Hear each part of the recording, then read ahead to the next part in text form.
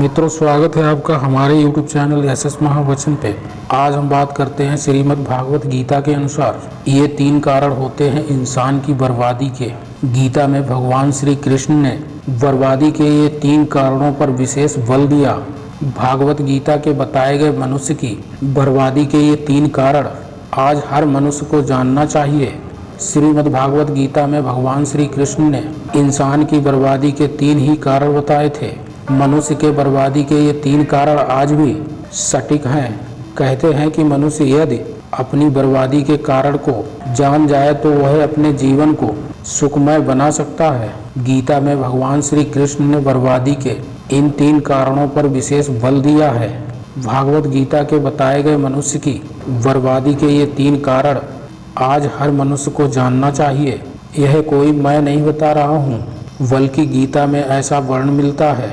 क्या आप जानते हैं कि मनुष्य की बर्बादी के 3 कारण कौन कौन से हैं? यदि नहीं तो आगे हम इसे एक कहानी के आधार पर जानते हैं। मित्रों, मनुष्य की बर्बादी के 3 कारण जानने के लिए वीडियो पर अंत तक बने रहिए और चैनल पर नए हैं तो चैनल को सब्सक्राइब कर लें और घंटे को दबाकर ऑल पर सिलेक्ट कर लें ताकि हर रोज अपडेट आप तक पहुंचती रहे। और वीडियो को लाइक करके कमेंट बॉक्स में अपना सुझाव जरूर लिखें। देरी न करते हुए वीडियो को करते हैं शुरू। प्राचीन काल में एक शाही परिवार में एक लड़के का जन्म हुआ। कम उम्र में ही शाही ठाट से दूर गुरुकुल में भेज दिया था। गुरुकुल में यह बालक सबसे होनहार था। उसने वेदों और शास्त्रों का अध्ययन किया। गुरुकुल में उसकी अभी शिक्षा समाप्त भी नहीं हुई थी कि उसके माता पिता और उसके सभी भाई बहन प्राकृतिक आपदा में मारे गए।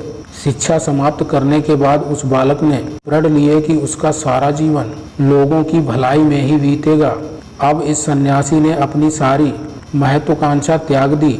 वह सांसारिक वस्तुओं को छोड़कर हिमालय के जंगलों में चला गया। उसने लंबे समय तक तपस्या की। धीरे धीरे उस सन्यासी की चर्चा सभी जगह होने लगी। उस राज्य का राजा बहुत ही क्रूर व्यक्ति था। राजा ने सन्यासी से भेंट करने की ठानी, जिसके बाद राजा उस सन्यासी से इतना प्रभावित हुआ कि उसने अच्छाई की राह पर चलने की ठान ली। राजा मन ही मन सोचने लगा कि अगर ये सन्यासी मुझे चंद मिनटों में ही इतना कुछ बदल सकता है तो यदि ये मेरे पास रहने लगे तो मेरी जिंदगी ही बदल जाएगी। इसके बाद राजा ने सन्यासी से अपने साथ चलने का आग्रह करने लगा। सन्यासी इसके लिए मान गए और राजा उन्हें साथ लेकर महल में चले गए।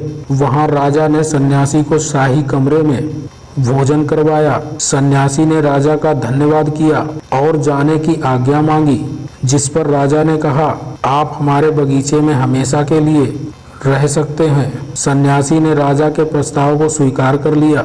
बगीचे में सन्यासी के लिए एक कुटिया बना दी गई।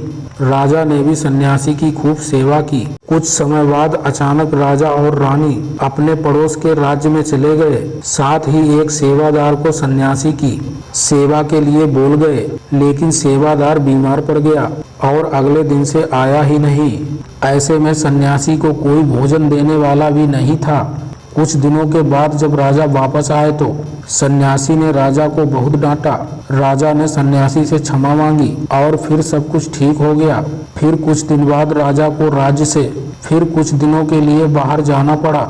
इस बार राजा ने रानी को आदेश दिया कि जब तक वह आते नहीं तब तक सन्यासी को किसी प्रकार की दिक्कत नहीं होनी चाहिए। उसके बाद रानी हर रोज भोजन पकाकर सन्यासी को भेज देती। एक दिन रानी नहाने के लिए गई और सन्यासी को भोजन देना भूल गई। जब भोजन नहीं आया तो सन्यासी सोच में पड़ गया कि और वह खुद महल में जाकर देखा। सन्यासी की नजर रानी पर पड़ी। उसने रानी के अद्भुत रूप को देखकर चकित हो गया। सन्यासी रानी की सुंदरता को भुला न सका और उसने खाना पीना छोड़कर अपनी कुटिया में पड़ा रहा। राजा जब वापस लौटे तो उसे सन्यासी के हाल का पता लगा। राजा ने जब सन्यासी से ये सब पूछा तो उसने कहा कि मैं रानी की अद्भुत सुंदरता का कायल हो गया हूँ। इस पर राजा ने सन्यासी से कहा कि आप मेरे महल में चलिए, मैं रानी आपको दे दूंगा। कुछ दिनों के बाद रानी ने उस सन्यासी से कहा कि आप क्या थे और क्या हो गए? आज आप वासना के कारण मेरे गुलाम हो गए। यह सुनकर सन्यासी को महसूस हुआ कि वो तो एक सन्यासी है। सन्यासी जोर जोर से चिल्लाने लगे और रानी से कहा, मुझे क्षमा कर दीजिए। इस प्रसंग का सार ये है कि जब इच्छा पूरी नहीं होती है तो क्रोध उत्पन्न होता है, और अगर पूरी हो जाए तो लालच बढ़ता है। मित्रों, मैं आशा करता हूँ आपको ये वीडियो पसंद आई होगी। पसंद आई हो तो चैनल को सब्सक्राइब जरूर कर लें और घंटे को दबाकर ऑल पर सिलेक्ट कर लें, ताकि रोजाना नई अपडेट आप तक पहुंचती रहे। वीडियो को लाइक करके नीचे दिए गए कमेंट बॉक्स में अपना सुझाव जरूर लिखें। आज के लिए इतना ही मित्रों, मिलते हैं फिर आने वाली वीडियो में। जय श्री राम।